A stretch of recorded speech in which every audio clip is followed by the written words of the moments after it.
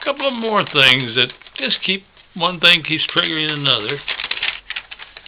Back there at Anniston, Alabama, at Fort McClellan, there was a day room. Way too many of us for the size of the day room, but you could go in there and kind of hang out and get in lines. And there were two lines, one for pool, shooting pool, and the other one for ping pong.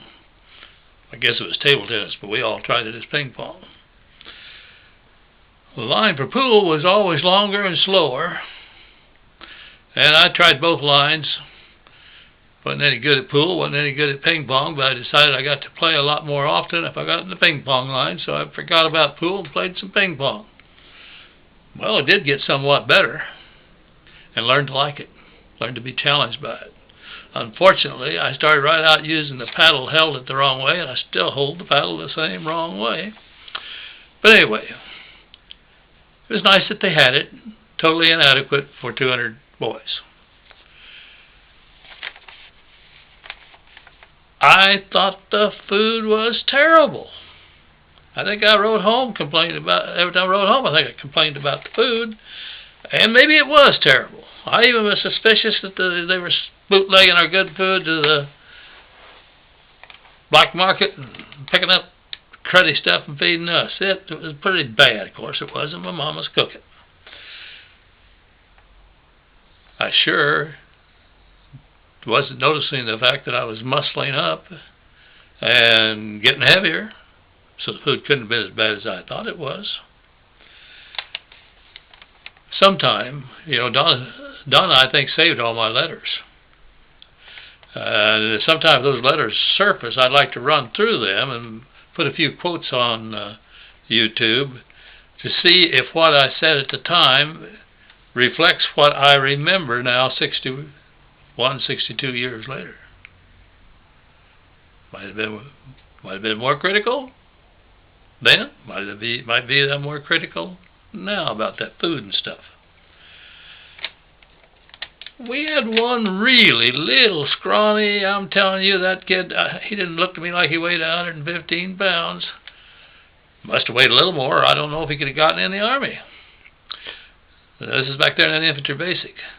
Wouldn't shower. He liked to brag that he was from a hillbilly moonshiner family, meaning that they were making illegal whiskey with a distillery hid somewhere up in the hills. Well, the guys didn't hold that against him. In fact, a lot of them got a kick out of talking with him about that and kidding him about it and wanting to know if he could get a little of the supply down to where they could sample the product. But he stank.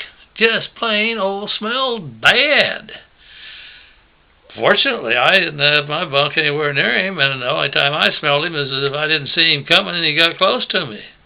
But can you imagine how the fellows felt that slept there close to him? Well, they were always yelling at him about, you better shower or else. Well, the day came when else happened. And I've wondered since if maybe they had tipped the cadre off, or maybe even the cadre got tired of the little stinker stinking, and maybe the cadre told the guys what to do. I don't know, but I do know that there was one hell of a commotion in the shower room with screaming and hollering, and I think they had about as much trouble as if they were trying to catch and wash a pig. That's not a nice thing to say, but it was a mess. And with what they had done, heard later, they not only soaped him and showered him, they used a GI brush on him. Oh my gosh, that's the same one you scrub the floors with and the latrines with when you're dealing with real crud, and that's a stiff, bristled thing. They beat him up. But you know what? He started taking showers. Not too surprising, I guess, that he started taking showers.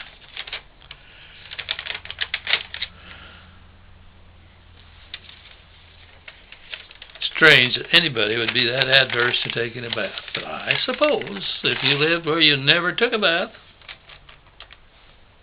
that bathing would be as foreign to you as not bathing is to the rest of us.